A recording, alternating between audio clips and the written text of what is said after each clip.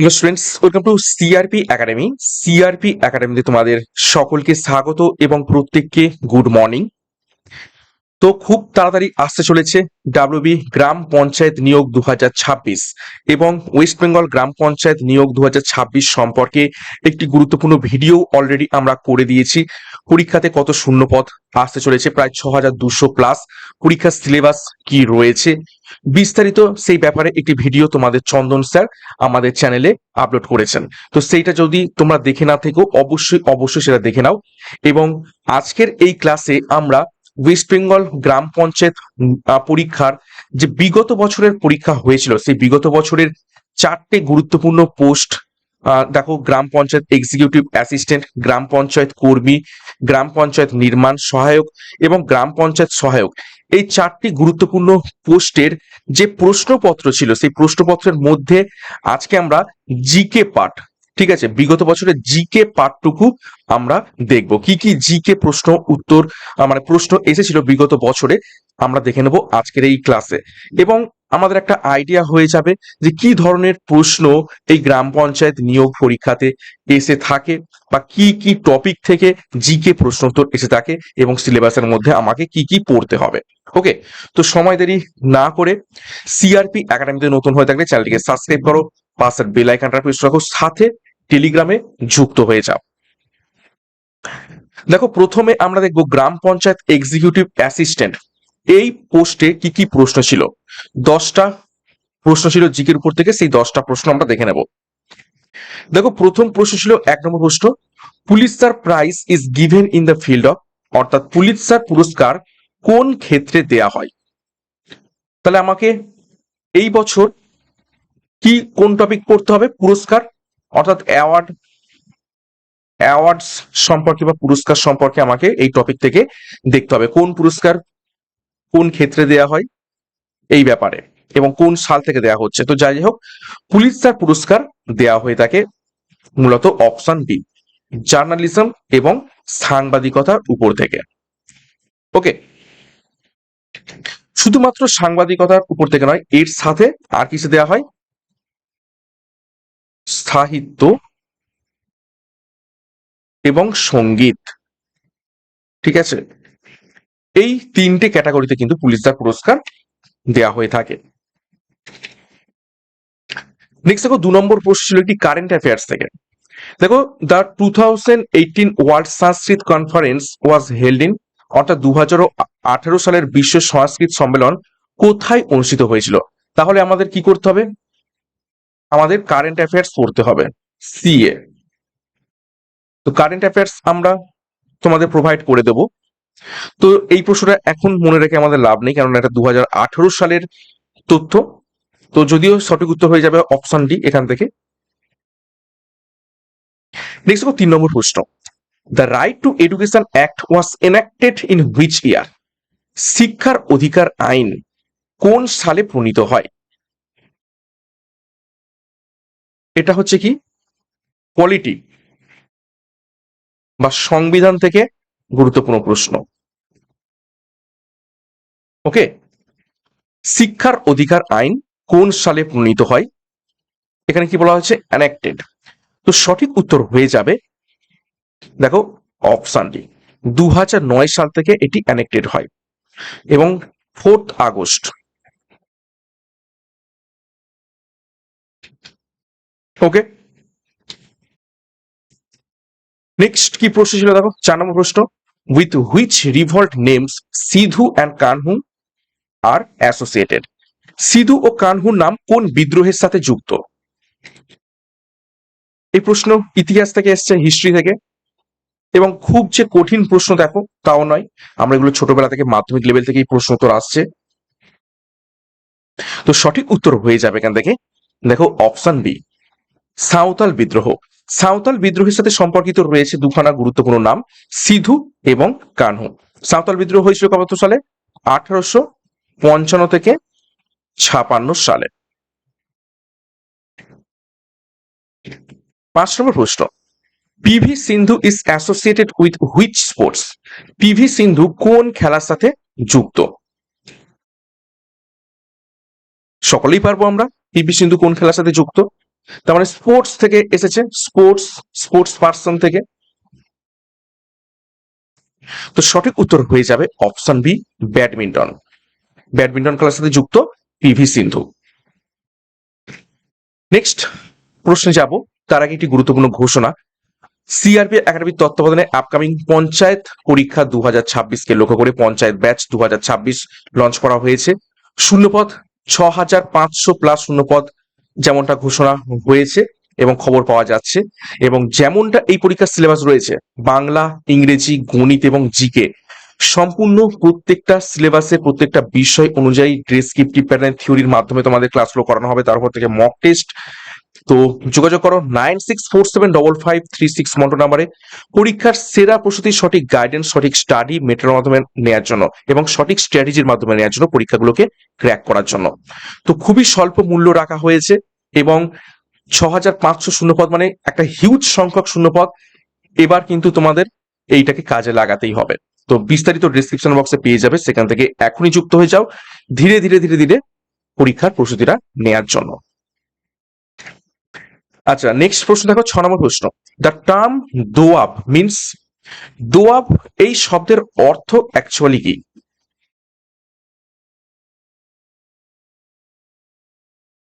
দোয়াব আমরা কখন বলি? 4টি অপশন দেখো, দুটি পর্বতের মধ্যবর্তী ভূমি, দুটি হ্রদের মধ্যবর্তী ভূমি, দুটি নদীর মধ্যবর্তী ভূমি, নাকি দুটি সাগরের মধ্যবর্তী ভূমি। তো এখানে সঠিক উত্তর হবে option C, a land between two rivers, অর্থাৎ দুটি নদীর মধ্যবর্তী ভূমিকে আমরা দোয়াব বলে থাকি। আর দুটি পর্বতের মধ্যবর্তী ভূমিকে আমরা কি বলে থাকি? উপত্যকা বা ভ্যালি।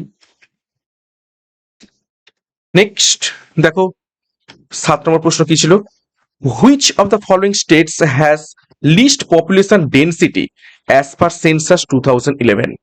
2011 সালের আদমশুমারি অনুযায়ী নিচের কোন রাজ্যের জনঘনত্ব সবচেয়ে কম? তাহলে 2011 সালের সেন্সাস থেকে আমাদের প্রশ্ন আসতে পারে, কোন রাজ্যের জনঘনত্ব বলা হয়েছে, পপুলেশন ডেন্সিটি। তো সঠিক উত্তর হয়ে যাবে অপশন সি, অরুণাচল প্রদেশ। অরুণাচল প্রদেশের জনঘনত্ব সব থেকে কম, আর বিহারের জনঘনত্ব সব থেকে বেশি। ওকে, নেক্সট দেখো 8 নম্বর প্রশ্ন।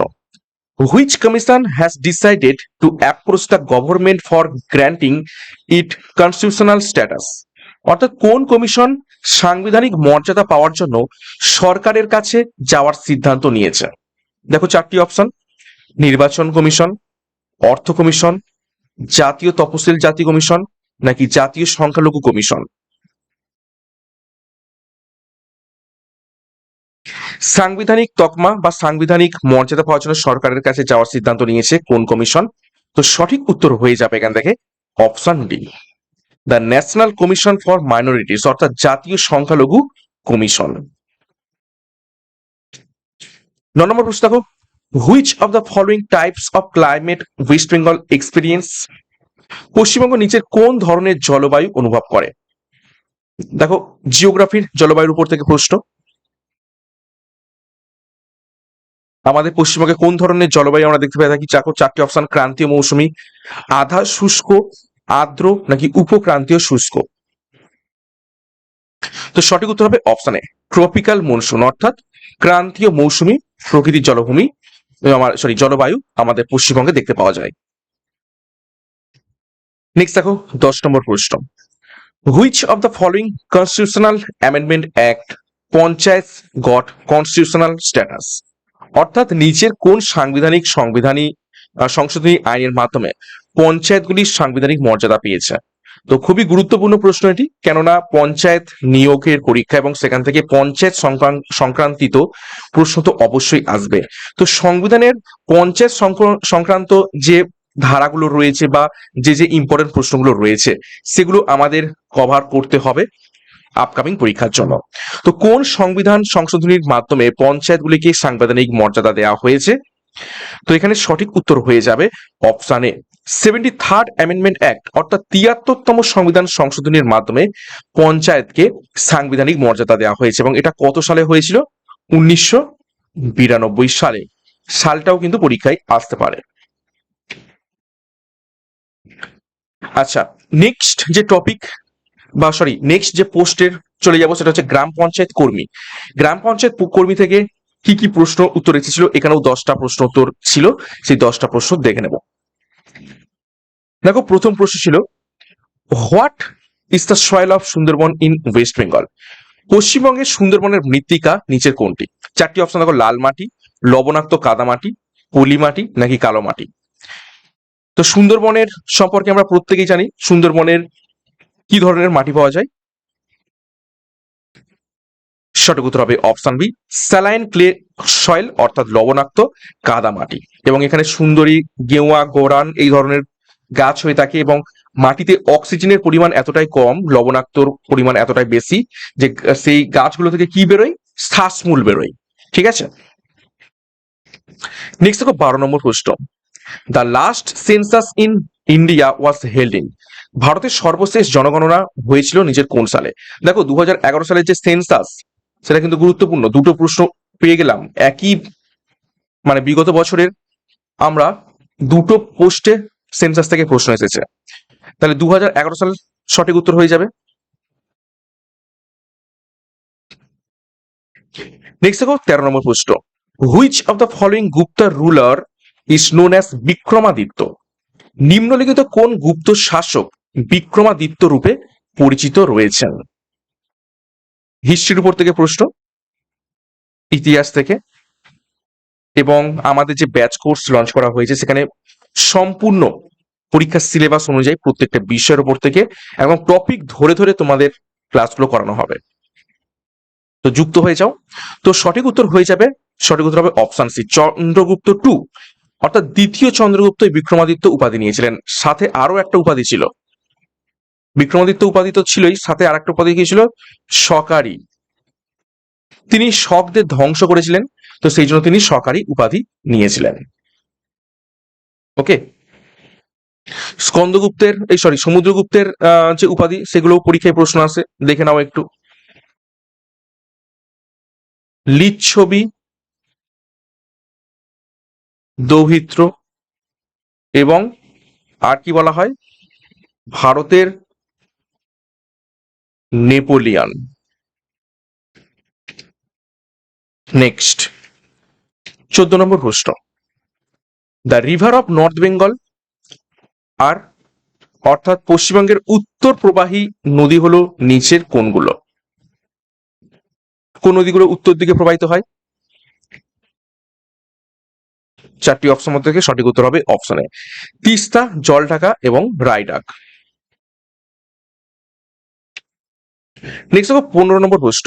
Where is the capital of west Bengal located? পশ্চিমবঙ্গের রাজধানীর অবস্থিত কোথায়, কোন স্থানে? দেখো 4টি অপশন। আমরা জানি পশ্চিমবঙ্গের রাজধানী কোথায়? কলকাতাতে। তো কলকাতা কোন স্থানের কাছাকাছি রয়েছে?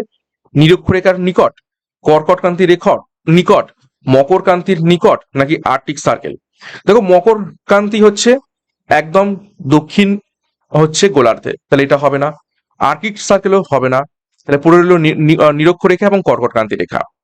তো আমরা জানি আমাদের পশ্চিমবঙ্গের উপর থেকেই কি গেছে? কর্কটক্রান্তি রেখা প্রবাহিত হয়েছে, তাহলে সঠিক উত্তর হবে option B, near the tropic cancer, অর্থাৎ কর্কটক্রান্তি রেখার নিকট। কর্কটক্রান্তি রেখার 23°30' নর্থ। নেক্সট দেখো 16 নম্বর প্রশ্ন।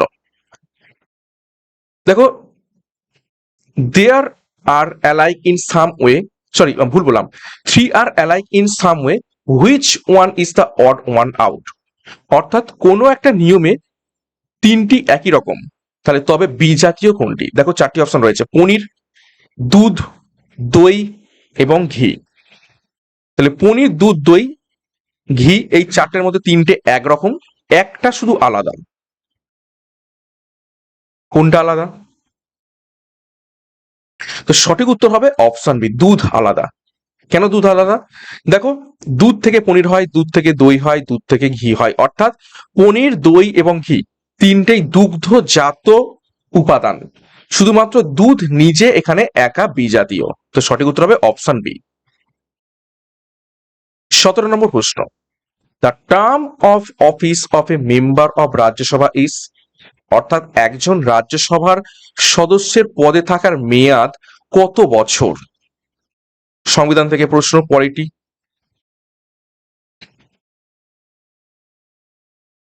তো রাজ্যসভার সদস্য পদের থাকার মেয়াদ হয়ে যাবে অপশন সি 6 ইয়ার্স, 6 বছর, এবং প্রতি 6 বছর পরে 2/3 সদস্য কি করেন, এখান থেকে বেরিয়ে যান, রাজ্যসভা থেকে কি করে যান, বেরিয়ে যান।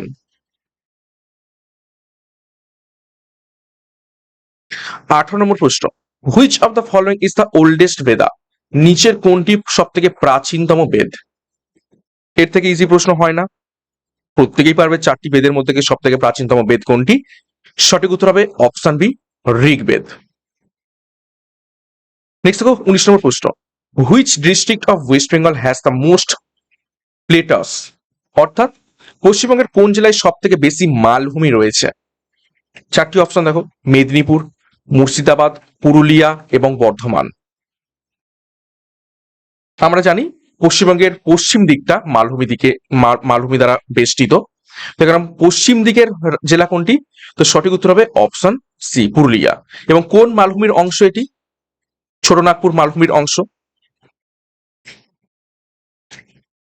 নেক্সট দেখো 20 নম্বর প্রশ্ন, what is the plain at foothills of Himalayas known as in Darjeeling district, অর্থাৎ কি বলছে, হিমালয়ের পাদদেশ সমভূমি দার্জিলিং জেলায় কি নামে পরিচিত রয়েছে? 4টি অপশন, ডুয়ার্স, তরাই, রার নাকি বারিন্দর।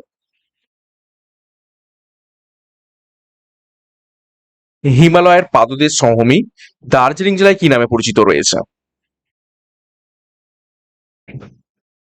তো সঠিক উত্তর হবে অপশন বি তরাই। তরাই নামে পরিচিত রয়েছে কি এই দার্জিলিং জেলার যে হিমালয়ের পাদদেশ সমভূমি সেটি। এবং ডুয়ার্স আরো নিচে, ডুয়ার্সটা ঠিক ওই শিলিগুড়ির অঞ্চলে একদম সমভূমির দিকে অঞ্চলটা, এটাকে বলা হয়ে থাকে ডুয়ার্স। ঠিক আছে। এবং পরীক্ষায় প্রশ্ন আসে তিস্তার ডান দিক, সেটা হচ্ছে তরাই, সরি ভুল বললাম, তিস্তার ডান দিক হচ্ছে ডুয়ার্স,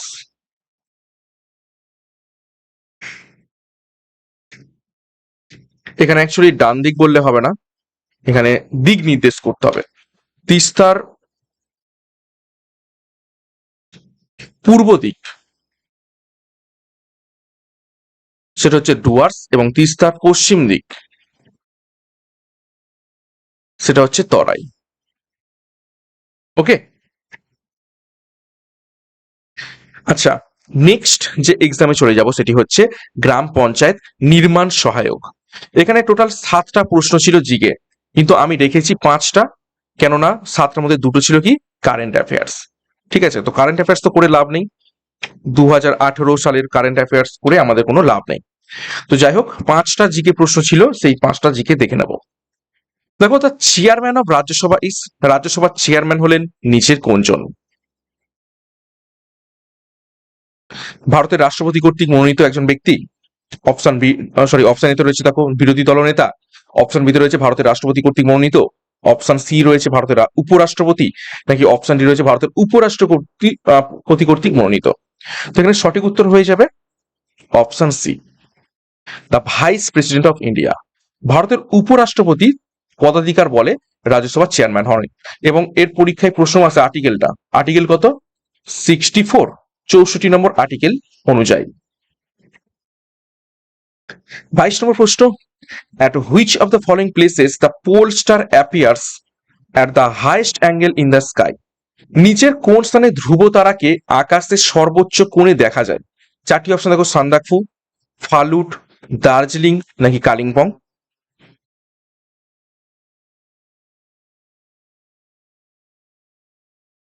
তো এটার সঠিক উত্তর হয়ে যাবে অপশন বি ফালুট।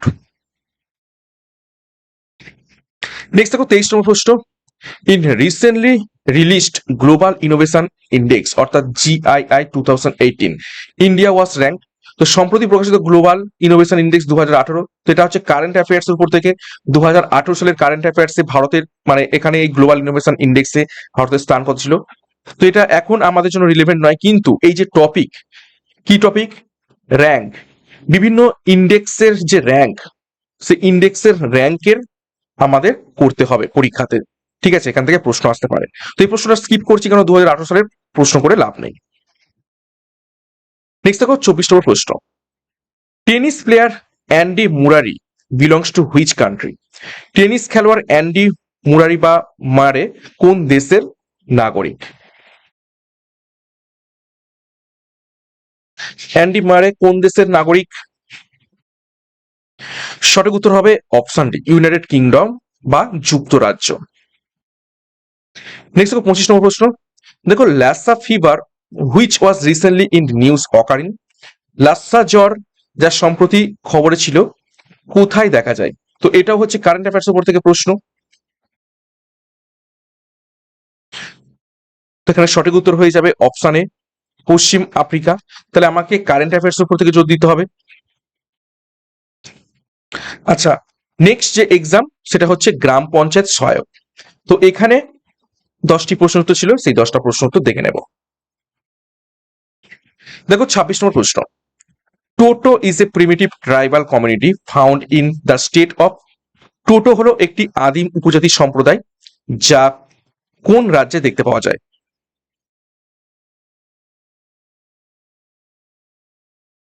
কোন রাজ্যে দেখতে পাওয়া যায়? তো সঠিক উত্তর হয়ে যাবে অপশন সি, ওয়েস্ট বেঙ্গল। আমাদের পশ্চিমবঙ্গে দেখতে পাওয়া যায় আলিপুরদুয়ার, কুচবিহার, এই যে পার্বত্য যে অঞ্চলগুলো, এই ঠিক এই অঞ্চলগুলোতে আমরা এই টোটো সম্প্রদায় উপজাতি মানুষদের বসবাস করতে দেখে থাকি। 27, according to Right to Education Act, admission of a child to a particular class has been proposed to be on basis of। অর্থাৎ শিক্ষার অধিকার আইন অনুসারে একটি শিশুকে একটি নির্দিষ্ট শ্রেণীতে ভর্তির প্রস্তাব কিসের ভিত্তিতে করা হয়েছে। 4টি অপশন, শিশুর ক্ষমতা, শিশুর বয়স, শিশুর আর্থসামাজিক অবস্থা নাকি পিতামাতার শিক্ষা। তো সঠিক উত্তর হবে option B, age of child, শিশুর বয়সের উপর ভিত্তি করে করা হয়েছে। তাহলে এই রাইট টু এডুকেশন অ্যাক্ট সম্পর্কে আমাদের জানতে হবে, এখান থেকে প্রশ্ন আসছে আমরা দেখলাম বিগত বছরে, তো এটা important. 28, the fourth international yoga day which was celebrated on June 21, 2018 had following theme। অর্থাৎ 21শে জুন 2018 তারিখে উদযাপিত চতুর্থ আন্তর্জাতিক যোগ দিবসের থিম কি ছিল। তাহলে দেখো গুরুত্বপূর্ণ দিবস এবং তাদের থিমগুলো আমাদের জানতে হবে, কারেন্ট অ্যাফেয়ার্স উপর থেকে টপিক। তো 2018 সালের প্রশ্ন করে আমাদের লাভ নেই, কিন্তু এখান থেকে পরীক্ষায় ঘুরিয়ে প্রশ্ন আসতে পারে যে আন্তর্জাতিক যোগ দিবস কোন তারিখে পালিত হয়, সেটা হবে কি 21শে জুন পালিত হয়ে থাকে। তো এটা স্কিপ করলাম কেননা কারেন্ট অ্যাফেয়ার্স 2018 সালের তথ্য থেকে লাভ নেই। 29, দেখো শিশু অ্যালয় বা শিশু আলয় আর অ্যাসোসিয়েটেড উইথ, শিশু আলয় কিসের সাথে যুক্ত। 4টি অপশন, প্রাথমিক শিক্ষা, আইসিডিএস, মাধ্যমিক শিক্ষা নাকি শিশু শিক্ষা কেন্দ্র।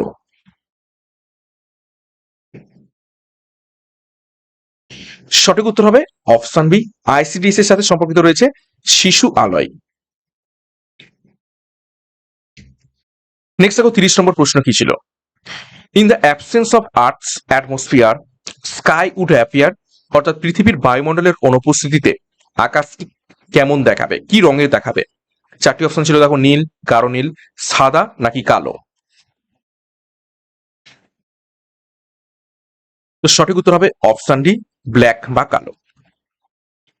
31 নম্বর কি প্রশ্ন ছিল দেখো, the Singalila national park located in which of the district of west Bengal. Singalila জাতীয় উদ্যান পশ্চিমবঙ্গের কোন জেলায় অবস্থিত রয়েছে।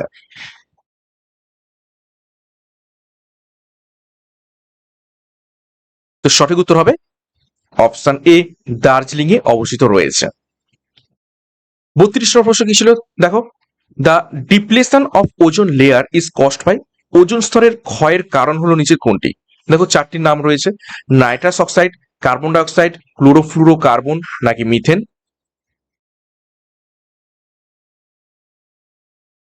তো সঠিক উত্তর হবে অপশন সি, ক্লোরোফ্লুরোকার্বন, যেটাকে আমরা সঠিক বলে থাকি সিএফসি। সিএফসি হচ্ছে ওজোন স্তরের ক্ষয়ের প্রধান কারণ। 33 নম্বর প্রশ্ন কি ছিল দেখো, দেখো in the 65th national film awards which was awarded recently, national award for the best actress was given to, অর্থাৎ সম্প্রতি পুরস্কৃত 65তম জাতীয় চলচ্চিত্র পুরস্কারের শ্রেষ্ঠ অভিনেত্রীর জাতীয় পুরস্কার কাকে দেওয়া হয়েছে। তো এটাও কারেন্ট অ্যাফেয়ার্স এর উপর থেকে প্রশ্ন, আমরা স্কিপ করব, কিন্তু টপিকটা আমাদের জানা গেল যে কারেন্ট অ্যাফেয়ার্স এর উপর থেকে যে পুরস্কারগুলো দেওয়া হয়ে থাকে সাম্প্রতিক সময়ে, সেই টপিক থেকে প্রশ্ন আসার চান্স রয়েছে। তো 2018 সালের তথ্য দেখে আমাদের লাভ নেই। 34 নম্বর প্রশ্ন দেখো, highest peak of west Bengal belongs to which of the following mountain ranges, পশ্চিমবঙ্গের সর্বোচ্চ শৃঙ্গ নিচের কোন পর্বতশ্রেণীর অন্তর্গত? পশ্চিমবঙ্গের সর্বোচ্চ শৃঙ্গের নাম কি? সান্দাকফু। তো সান্দাকফু কোন পর্বতশৃঙ্গের অন্তর্গত? সঠিক উত্তর হবে অপশন বি, সিঙ্গালীলা রেঞ্জের অন্তর্গত। এবং আজকের শেষ প্রশ্ন দেখো, Deshbandhu is the title of, Deshbandhu কার উপাধি?